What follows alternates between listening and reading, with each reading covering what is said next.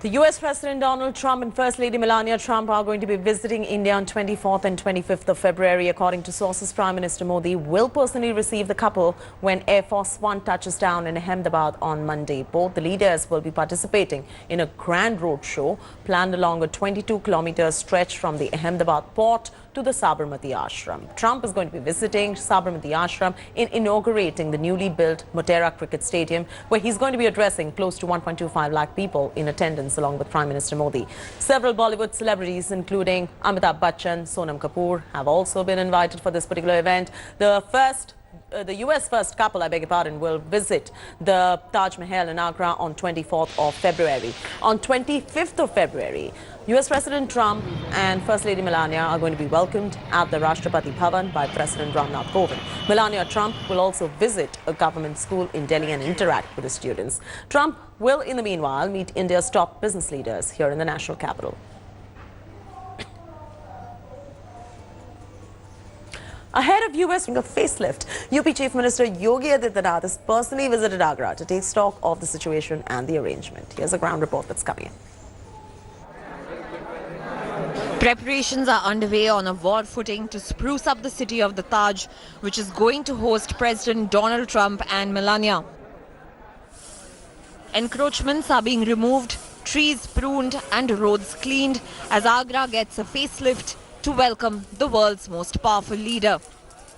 This is one of the steps that's being taken to beautify the entire area in and around Taj Mahal, and certainly people are at work continuously. This is what the Uttar Pradesh government is doing right now to make sure that the Taj looks fresh and beautiful for the US President's visit. 500 meters from the Taj, security checks have been tightened.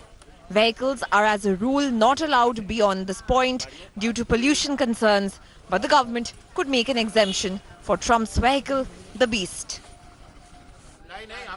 The UP government is leaving no stone unturned to make Agra look smart.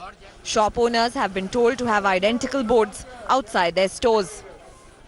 हमें around 10 o'clock ये बताया जाता है कि सारे शीशे तोड़ने पड़ेंगे आपको। क्यों बोला जा रहा है? ये बोला जाता है ये पुलिस स्टेशन बनेगा। मैंने कि आर यू सीरियस कि ये पुलिस स्टेशन बनना क्यों चाहिए? पहली चीज, कोई चीज हम अच्छी तरह बिल्ड कर रहे हैं, अंडर द लीगल थिंग्स में कर रहे हैं, तो वो चीज खराब क्यों करें हम? नहीं, यहाँ पे पहले पुलिस स्टेशन बनाने का कोई प्लान नहीं, कुछ भी नहीं था, all of sudden. Of course, cleaning up the area around Taj is a work in progress. There are still pond stains and clogged drains outside the VVIP gate which need cleaning up. Look at that. These are the pan stains, garbage right outside the main gate of the Taj Mahal. And this is something that needs to be cleaned. Swachh Bharat mission doesn't seem to be on the ground here. And the shopkeepers have informed us that they get this cleaned every 10 days. Trump साहब visit कर रहे हैं और visit के लिए पूरा खेरिया से लेके और ताजमहल तक पूरा साफ सफाई और जो हमारा स्मार्ट सिटी का जो प्लान है वो पूरी तरह उस पे पूरा वर्क हो रहा है और बहुत बढ़िया अच्छा बनाया जा रहा है. The effect of Trump's impending visit on the state administration is not lost on the locals. तैयारी बहुत है, नीट एंड क्लीन है, पूरा शहर हमारा सारा प्रशासन लगा हुआ है, काफ़ी सुंदरता है, जहाँ कमी है उसको पूरा किया जा रहा है. और एक बहुत खुशी की बात है कि डोनाल्ड ट्रंप जहाँ आ रहे हैं, बहुत बड़ी हस्ती हैं और शहर का विकास भी हो रहा है. Maybe it's a good thing that there is a, let's say, high-level visitor, because then everything is cleaned up and repainted, and so that's one of the advantages.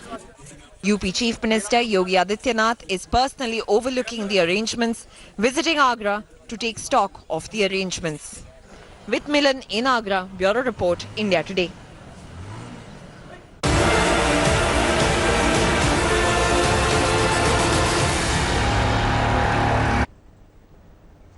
Nearly 2 weeks after Prime Minister Narendra Modi announced the formation of Sri Ram Janmabhoomi Tirtha Kshetra, the Temple Trust will hold its first meeting today at the residence of his chief and lawyer, K. Parasaran. Sources said date to begin the construction of Ram Temple and appointment of trustees is on the agenda of the meeting. Sources also said that there is a view that temple construction should begin in Ram Navami, which begins in the first week of April. However, official sources have said that a decision will be taken after considering various aspects, including feasibility and opinions of other stakeholders. Meanwhile, the trust will also discuss the inclusion of Ram Mandir Nyas chief Mahant Nritya Gopal Das as the trustee. Two prominent practicing Hindus will also be nominated by the Board of Trustees with a majority resolution. After Union Cabinet gave its nod to set up a trust for the construction of Ram Temple in Ayodhya, Prime Minister Modi announced in Lok Sabha on February 5. Listen in. Supreme court के आदेशों के अनुसार एक स्वायत्त trust Shri Ram Janmabhoomi Teerth क्षेत्र trust का नाम होगा श्री राम जन्मभूमि तीर्थ क्षेत्र। श्री राम जन्मभूमि तीर्थ क्षेत्र का गठन करने का प्रस्ताव पारित किया गया है। ये ट्रस्ट अयोध्या में भगवान श्री राम की जन्मस्थली पर भव्य और दिव्य श्री राम मंदिर के निर्माण और उससे संबंधित विषयों पर निर्णय लेने के लिए पूर्ण रूप से स्वतंत्र होगा। Well, the first meeting of the Temple Trust is taking place today, and Pooja Shadi is joining us with all those details. Pooja, what are you picking up in terms of what's on the agenda for this particular meeting? Chaiti, this is going to be a very significant meeting today. We are expecting it to begin in the evening at about 5 p.m. in Delhi. Why this is important is, one, the date could be decided by the trust when the construction of the temple is to begin in Ayodhya. Importantly, who will be in the board of trustees? We are being told by our sources it could be two significant people from the Hindu community and who are known in their respective field and have been practicing the faith as well. And also importantly, who all will be ensuring when this begins and how. Because speculation is rife. It could be April, but there is no exact confirmation on that. So today will be the first meeting. It is likely that no big decision could be made just yet. But yes, today the meetings begin, and perhaps we'll know exactly what could be finalized. But the date and who will be in the board of trustees will be decided in this specific meeting. Why is this so big? Because this exactly was one of the main election plans for the Bharatiya Janata Party and the government. And therefore, this is now in many ways coming to the culmination of that promise. Chaiti, over to you. All right, Pooja getting us all those details. Pooja will continue getting us all those details as we go along the way as well. Now over to the next big story.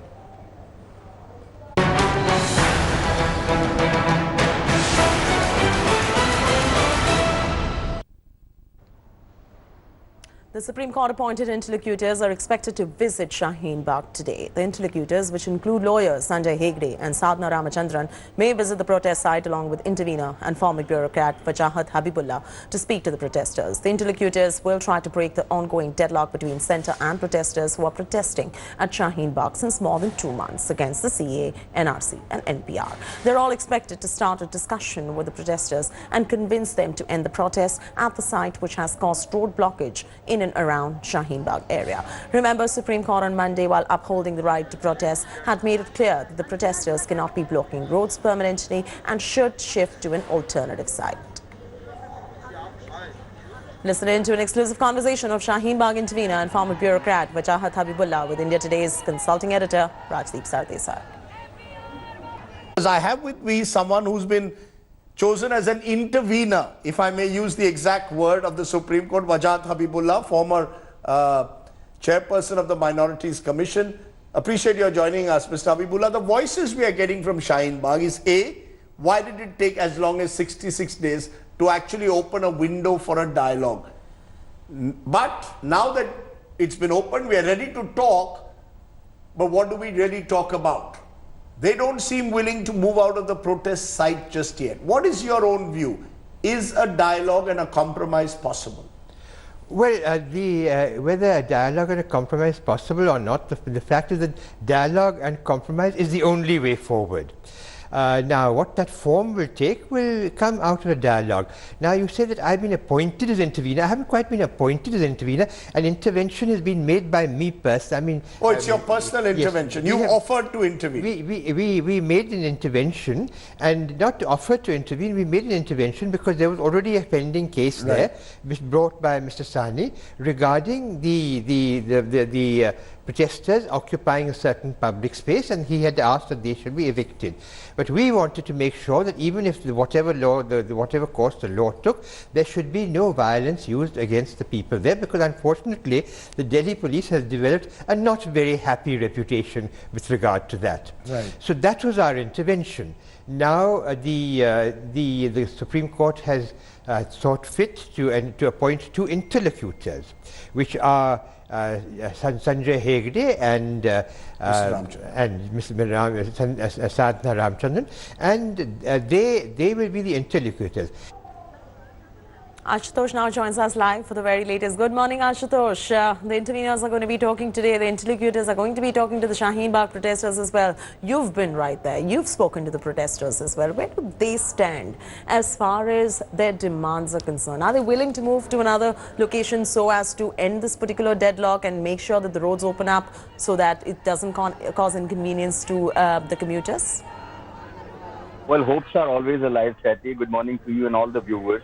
But yes, since I've been meeting all these protesters, I was there yesterday speaking to them. So one thing which is very clear, that they are not going to call off their agitation unless the Citizenship Amendment Act is withdrawn. Another point, they are not even ready to shift their protest venue from Shaheen Bagh. Rather, the third option that they did, that after conversation, they are welcoming the interlocutors.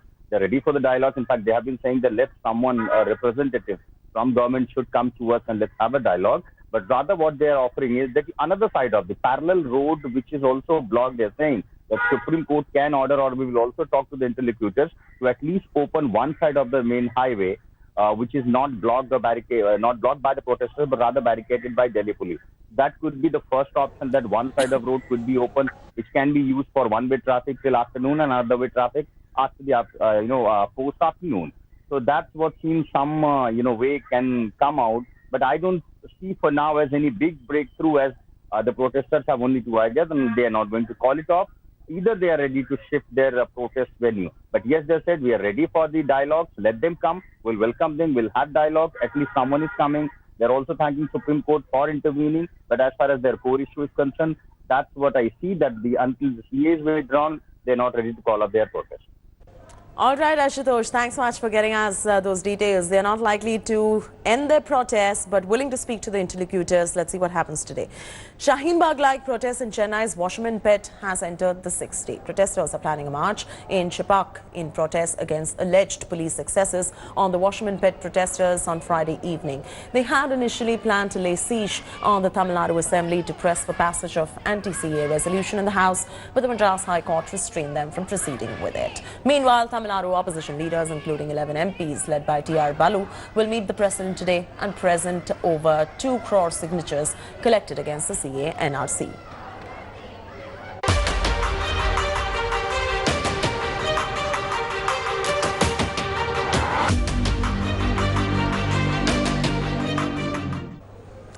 And in the meanwhile, there is no end to video war over December 15 Jamia violence. More videos have now been released by the cops and also the protesters, mostly by the Delhi crime branch. Here's our report.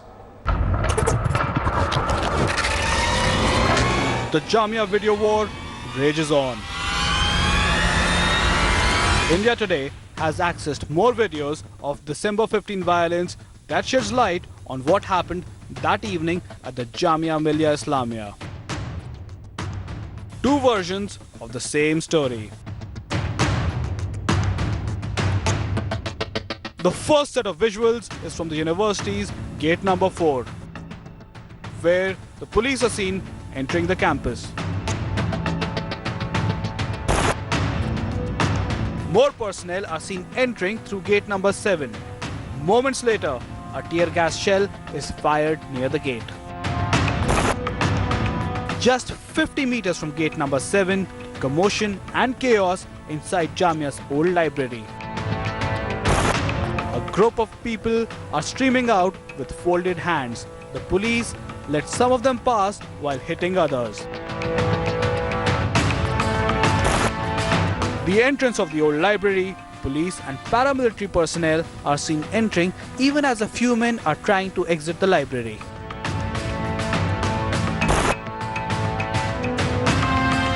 A large crowd is seen entering the central library, which is right behind the old library. Just as they get inside, a few people outside are seen pelting stones. The doors of the central library are closed by the police. People inside Central Library are seen being beaten up by the police. The sequence ends with one policeman damaging the CCTV camera. Inside the Central Library, the police targets people, some of whom have handkerchiefs on their neck pulled down, possibly used to mask their face earlier. The police has released 4 other videos to establish their side of the story. Jamia's gate number 4. A few protesters can be seen pelting stones. The police claim they entered the campus chasing these protesters. People are rushing inside Jamia's central library. Some are carrying chairs in their hands. Some have their faces covered. Suspected protesters on the veranda of the first floor. Some have their faces covered. Some seem to be carrying stones. The fourth set shows a masked man inside a library, probably asking students to stay quiet. Police say at least 2 of them are in multiple videos. The masked man and the man with the long hair. What is intriguing is that the Delhi police has not acted on the videos it shared. So far, there have been no arrests in over 2 months. An FIR is yet to be filed on the complaint files of the university. The December 15 violence at Jamia is being probed by the Delhi Police Crime Branch, while the inquiry will reveal who was responsible for violence. From these sets of videos, it seems both sides have questions to answer. Bureau Report, India Today. Hi everyone, Preeti Chaudhary here. Hope you like this video. For latest news and analysis, like and subscribe to the India Today YouTube channel. And don't forget to press the bell icon to stay updated. Thank you for watching.